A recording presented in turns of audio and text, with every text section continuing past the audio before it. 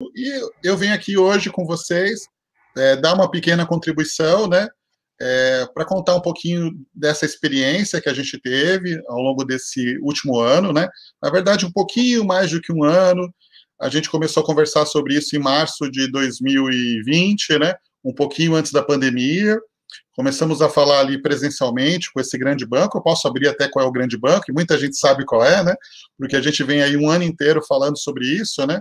Que é o Banco Itaú, Itaú Unibanco. E a gente, no ano passado, né? Muito graças a um trabalho que vem ser realizado aí há mais de 10 anos, 15 anos, né, da existência da Iteracis, muitas pessoas que trabalham no banco, né, em teste QA, são alunos, são ex-alunos, e com isso existe um grande respeito, uma porta aberta, digamos assim, de comunicação entre a Iteracis e o banco, assim como outras empresas que são nossos clientes. E nesse um ano, eu nunca tinha. A gente ajudou o banco, né, nesse processo de seleção, ajudamos o banco a contratar dezenas de pessoas, todas elas para vagas de teste QA. Hoje, nós somos o único parceiro do banco voltado a esse tipo de vaga. Ele tem aí vários parceiros, né, para a parte de desenvolvimento, mas teste QA, por enquanto, somos só nós que ajudamos. E eu nunca tinha tido essa experiência. Eu já tive a experiência de contratar pessoas para os meus times. Eu comecei na minha carreira como desenvolvedor, então eu já contratei muito desenvolvedor. Depois eu mudei para a área de projetos, contratei muitas pessoas como agente de projeto, fui gerente de área. Eu já contratei, já entrevistei muita gente, já preparei provas de seleção para vários tipos de cargos, de vários tipos de empresa, já fiz entrevistas ali com várias pessoas ao mesmo tempo, várias pessoas juntas, né? Mas, né? Porém, contudo, todavia, a gente é uma experiência completamente nova, porque você vê o processo de outra forma, algumas coisas que você criticava antes, que você não entendia por que eram, né? Você começa a entender, né? Por que elas não são tão perfeitas como a gente gostaria, e outras você consegue melhorar. Então, eu acho que vai ser um bate-papo interessante para a gente contar um pouquinho do que a gente aprendeu nesse período. Deixa eu só me colocar aqui mais confortavelmente, pronto. Me apresentando rapidamente, eu sou José Corrêa, sou fundador da Iteracis, né, uma empresa que existe há 15 anos. Eu trabalho na área de qualidade desde 2004 e trabalho na área de tecnologia desde 95. Ou seja, pode ser que eu tenha mais tempo aí de carreira do que muita gente aqui tem de idade, né? E isso é bom, né? A gente acabou vendo várias coisas acontecendo.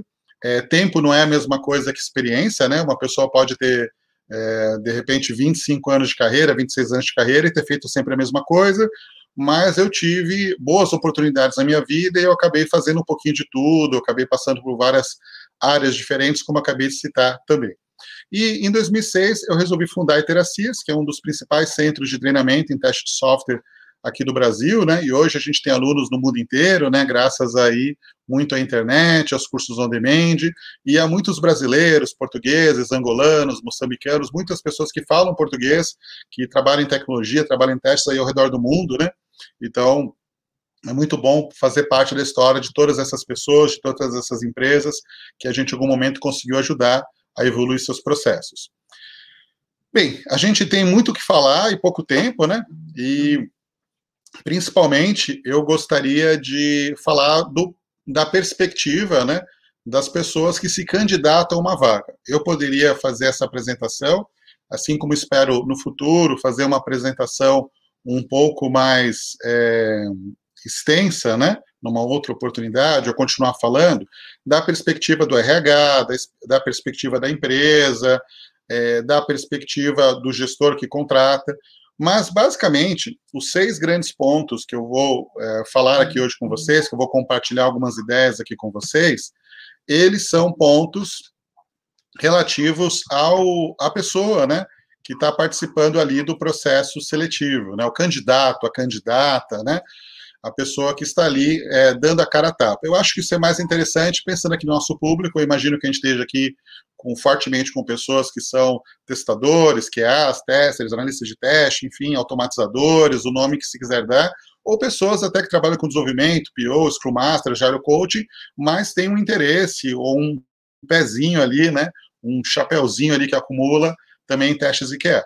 Então, a gente vai falar um pouquinho sobre alguns 6 pontos-chave que eu notei uma importância grande e que muitas vezes se depara ali com um gap, né, com um espaço ali para melhoria dos candidatos, e é sobre isso que eu vou falar. E é lógico que eu também vou criticar algumas coisas que acontecem, tanto do meu lado, como empresa que ajuda no processo de seleção, como da própria organização. Ninguém é perfeito. A gente trabalha com testes, né?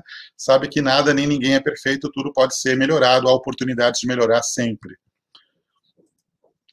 E a primeira coisa que eu gostaria de dizer para vocês, que vão participar de algum processo seletivo, agora ou no futuro, é que uma coisa que me espantou muito, né? Porque eu, como candidato, sempre que eu mandei o currículo para uma vaga, sempre que eu apliquei para uma vaga, eu sempre procurei seguir o processo até o final. Eu sempre procurei, eu queria passar no processo. E uma coisa curiosa que eu descobri, e é muito engraçada, pelo menos para mim foi uma surpresa engraçada, é que a maioria dos candidatos desiste no caminho.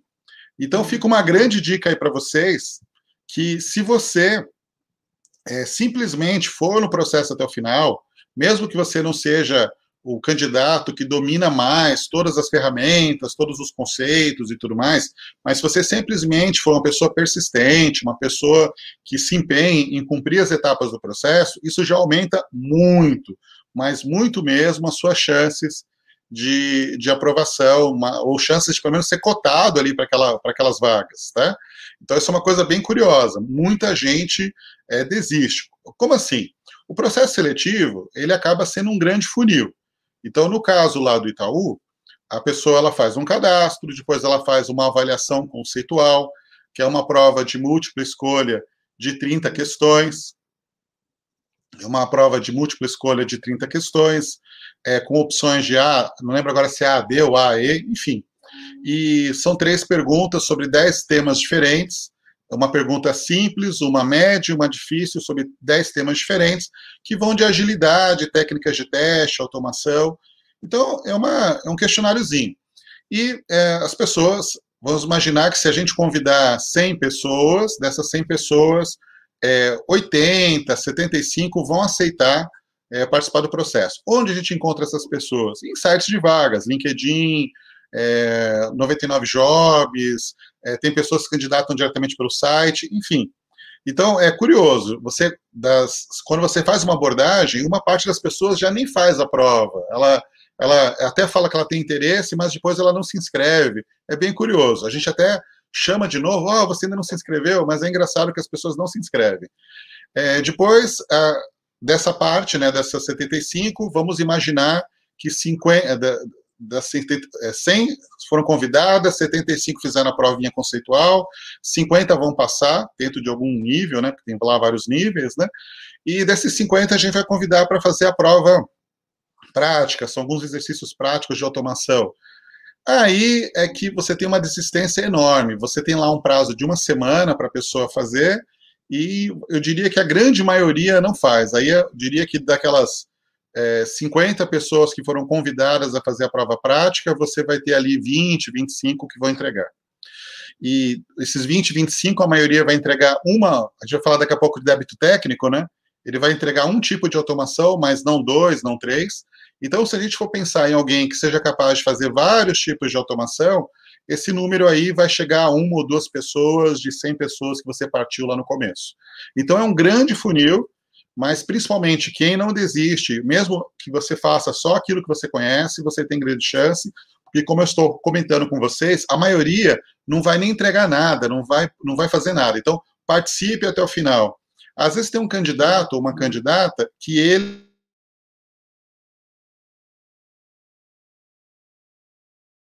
ele tem registros, tem, por exemplo, uma entrevista, um vídeo, alguma coisa, e aparece uma oportunidade que precisa de alguém, talvez até com menos experiência, e uma pessoa que você diria que seria o azarão, né, que não tá, às vezes é uma pessoa que vai ter uma oportunidade legal para começar numa área, porque ele está dentro daquele perfil, então é bem curioso. Então, a primeira coisa que eu falaria para todos vocês é não desista, tá?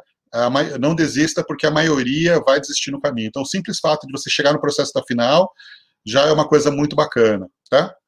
Um outro ponto que a gente tem muito forte é débito técnico, né? olha, todo mundo deve alguma coisa, eu devo também. O problema não é dever o quê? Dever aprender, né? Novas tecnologias, novas formas de trabalho, até formas antigas, a gente fala de novo, né? Mas às vezes até o básico do básico, né? Então, quando a gente vai fazer esse processo com os candidatos, o que, que a gente percebe que as pessoas deveriam dar uma lida, uma estudada? E hoje em dia está num momento fantástico, tem muito conteúdo gratuito, tem posts, tem Instagram, LinkedIn, Facebook, artigos no Medium, você tem YouTube, você tem tanto conteúdo, né? Fora que os cursos hoje, tem cursos muito acessíveis, né? Tem cursos gratuitos, então não há por que a pessoa não buscar conhecimento. E o que, que a gente cobra no processo e o que a gente notou que pega mais no candidato?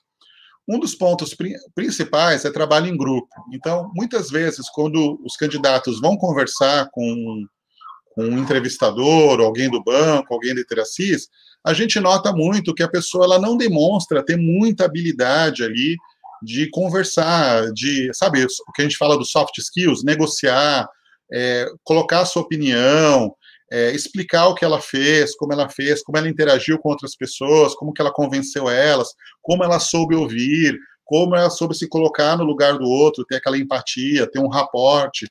Então, é muito curioso que esse lado do soft skills, esse lado do trabalho em equipe, é algo que faz muita falta. Somando também a parte de vivência em testes ágeis. Embora a gente fale muito de agilidade, como a maioria das empresas, na verdade, faz um cascagem, o pessoal não tem tanta base assim em agilidade, então é legal, né, reforçar um pouquinho essa parte, né? Conhecer um pouquinho mais de Scrum, de XP, de Kanban, de Lean, de Safe, né? Então isso é legal. Soft skills e agilidade.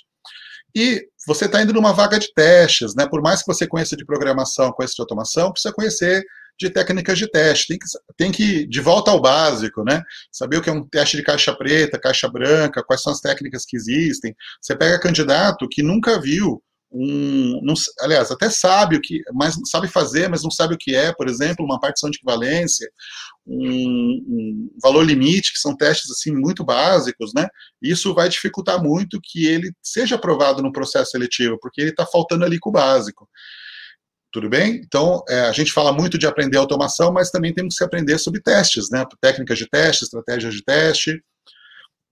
E quando a gente fala de automação, no caso lá nosso, a gente cobra um pouco de automação web, automação de API, tem muita vaga que pede automação de API, acho que a API é o novo charme do teste, então todo mundo quer aprender a automatizar a API, todas as áreas requerem implementar API, e principalmente mobile, né? Então mobile, tudo agora é aplicativo, aplicativo do banco, aplicativo de pedido de comida, aplicativo de pedido de veículos, né?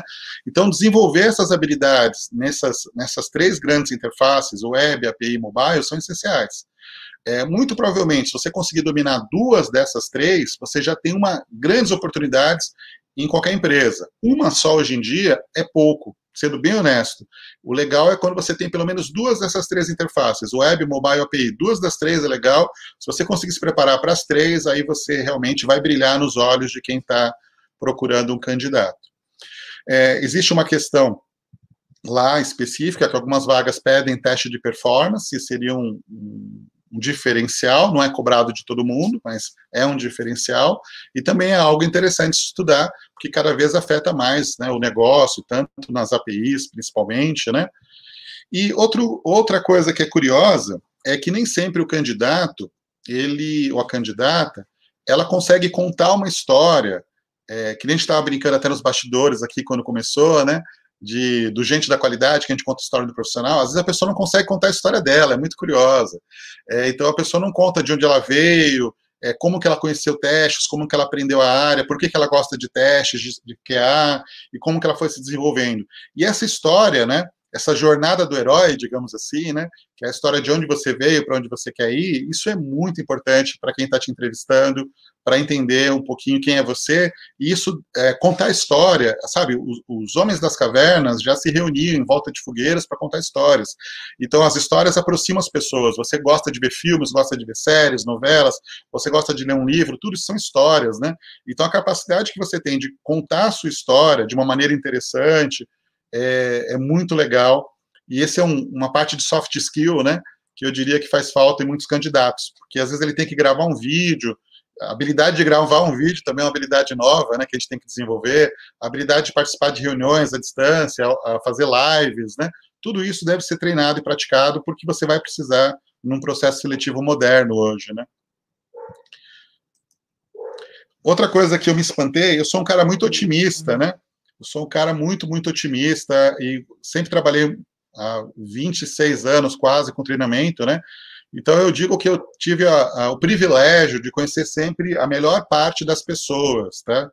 Então, aquela pessoa que está se movendo para uma transformação, para virar uma pessoa melhor, para ser um profissional melhor, que tem o interesse de melhorar. E nos processos seletivos, você esbarra por uma coisa que eu nunca imaginei que eu ia ver tanto, né? Mas que é a mentira. Como assim a mentira? As pessoas, elas exageram um pouquinho lá no currículo, né? Elas exageram um pouquinho algumas coisas, e quando elas são entrevistadas, você percebe que não bate, né?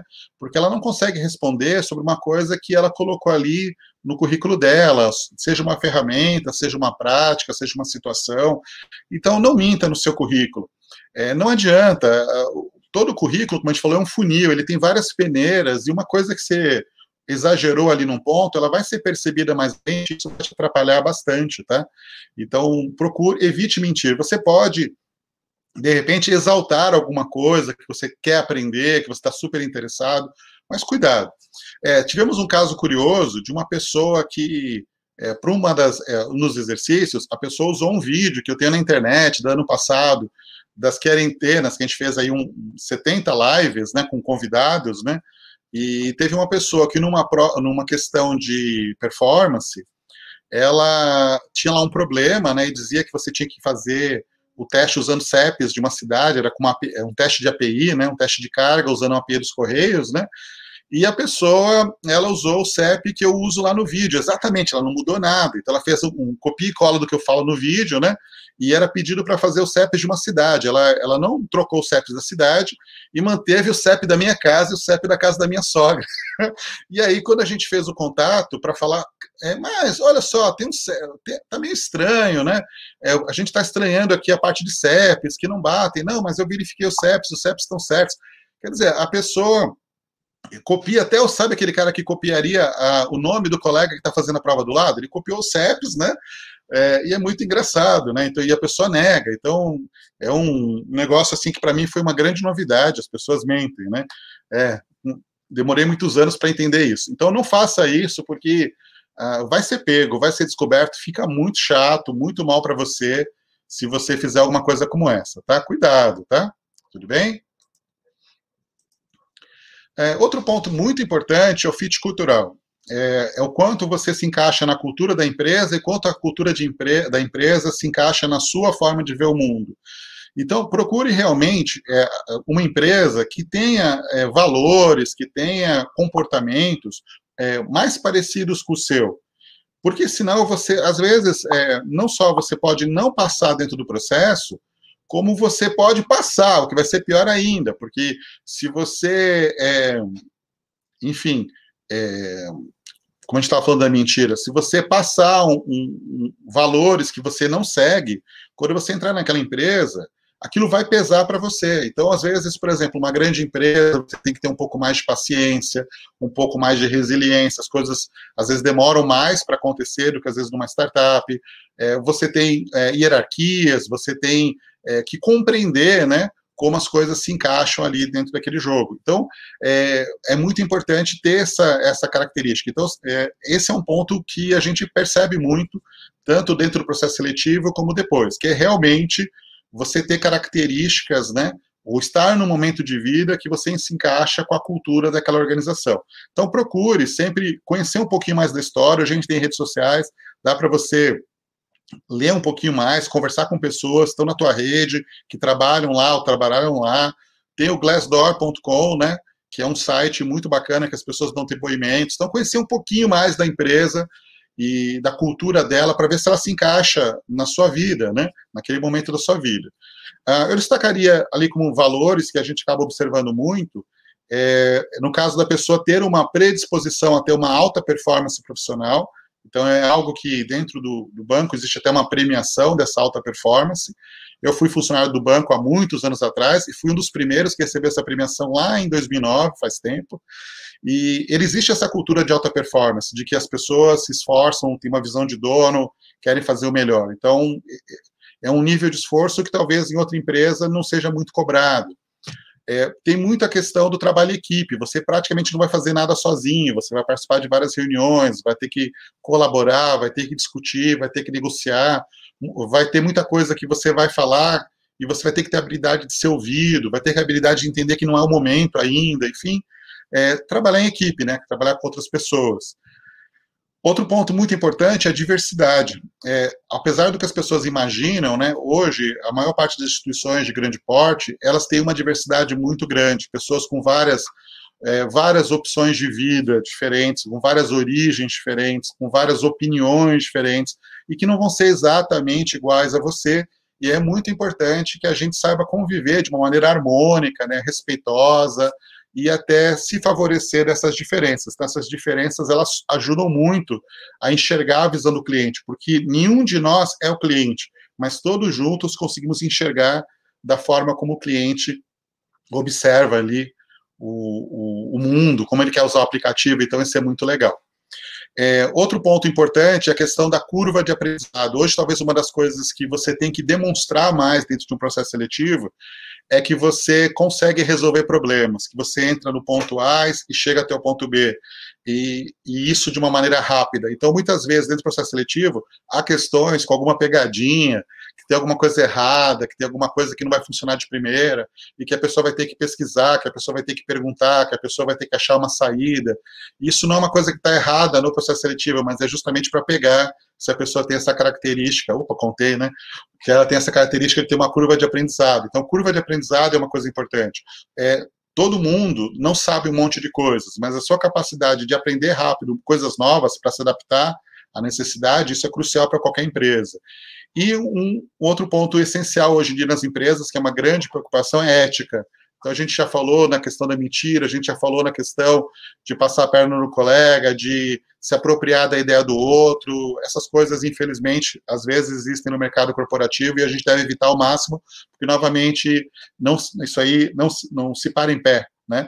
A pessoa ela pode pegar a ideia do outro, daqui a pouco ela está lá fazendo a coisa, não sabe da continuidade e ela vai acabar se queimando. Então, você acha que a ideia do outro é muito boa, junte-se a ele de uma maneira positiva, construtiva, e vão trabalhar juntos essa ideia, ao invés de dizer que a ideia é sua e não ser. Então, essa questão de fit cultural é muito importante. Remuneração. Remuneração, é lógico que a gente trabalha muito, né, para receber valores. Em teste de qualidade, as remunerações são muito diferentes, né, entre empresas, né, então chega a ser o dobro, até mais. Então, é muito comum que o júnior numa empresa às vezes ganha o mesmo que o pleno de uma outra, né? Então, cuidado muito na hora dessa mudança, de analisar a remuneração, saber diferenciar o que você tem que cobrar mais ou menos, se você está saindo de PJ para ser CLT, entender se a empresa tem algum tipo de participação nos lucros, que tipo de bônus que ela dá, que tipo de benefícios ela tem.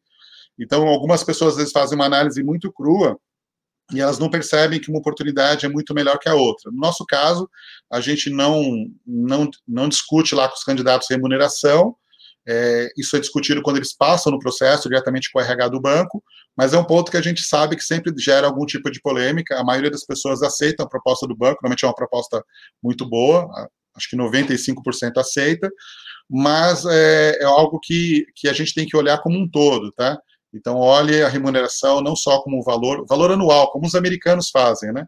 Olhe sempre com o valor anual e não com o valor mensal, somando todos os benefícios, tudo que você tem ali como um incentivo, né? Outra coisa que eu me espantei, e que a gente sempre, né, como candidatos reclama, se tem uma coisa que é uma unanimidade para qualquer pessoa que faz parte do processo seletivo, é a questão da falta do feedback, né? Que você faz lá o processo, a pessoa não retorna para você, enfim, né, a gente sabe disso. E olha, eu diria para vocês que realmente, quando o processo ele escala, quando ele cresce, começa a entrevistar muita gente, participar muitas pessoas, é muito difícil e a gente mesmo já comeu muita bola aí para dar feedback nas pessoas. Então, É fácil a gente questionar que não tem o feedback, e é justo, inclusive, questionar, mas é realmente bem difícil, né? Eu faço minha meia-culpa, né? É bem difícil para as empresas, né, conseguirem dar o feedback adequado. Mas uma coisa curiosa que eu descobri, também nesse um ano, é que as pessoas nem sempre têm a maturidade para receber o feedback. Então, às vezes, você vai lá de boa, passa uma informação, né, do que ela poderia melhorar, do que ela poderia estar estudando, enfim, né, de onde ela foi bem, onde ela não foi bem, e às vezes a pessoa ela não recebe aquela informação e usa aquilo de uma maneira positiva. Às vezes ela simplesmente ignora, né, enfim, e às vezes a pessoa não é que a pessoa rebate. Rebater é normal, né, gente? Você tem uma outra opinião, é legal conversar. O que você pensou na hora que você estava fazendo, isso é tranquilo. Mas é a pessoa claramente ter errado ali num ponto, ou usando uma má prática, né? E você demonstrar que a pessoa fez aquilo e a pessoa não aceitar muito bem. É um pouco complicado. Então, eu digo que eu entendo, principalmente o pessoal, às vezes, que, por exemplo, eu sou um profissional da área, a gente tem uma equipe aqui com pessoas que todas elas trabalham ou trabalharam em testes, né? Então, o pessoal tem bastante tranquilidade, bastante bagagem para fazer essa troca de experiências. Mas, mesmo assim, às vezes, a gente esbarra nesse tipo de situação e não é fácil. Imagina para alguém, como a gente tem muitas empresas por aí, são só de RH, né? Como que a pessoa vai dar um feedback mais técnico? Então, realmente é complicado. Então, se você receber um feedback de alguma empresa, não precisa engolir ele, pode conversar, pode discutir, mas pensa um pouquinho sobre aquilo, né?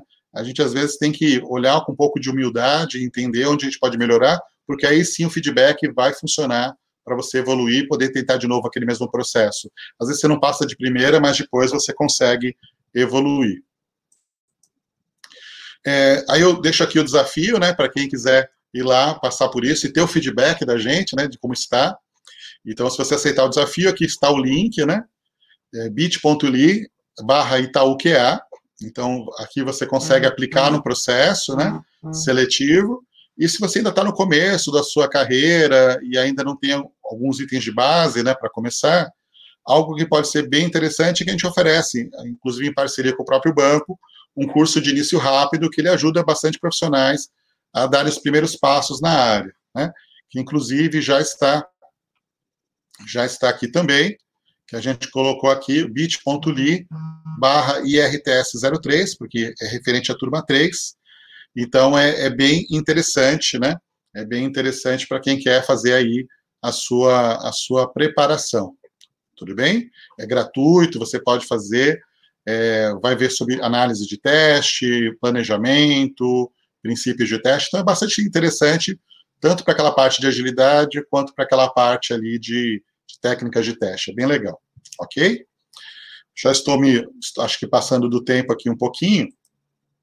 Ó, vou colocar aqui, abrir para perguntas e respostas, que vocês, de repente, têm um tempinho aí para fazer alguma pergunta.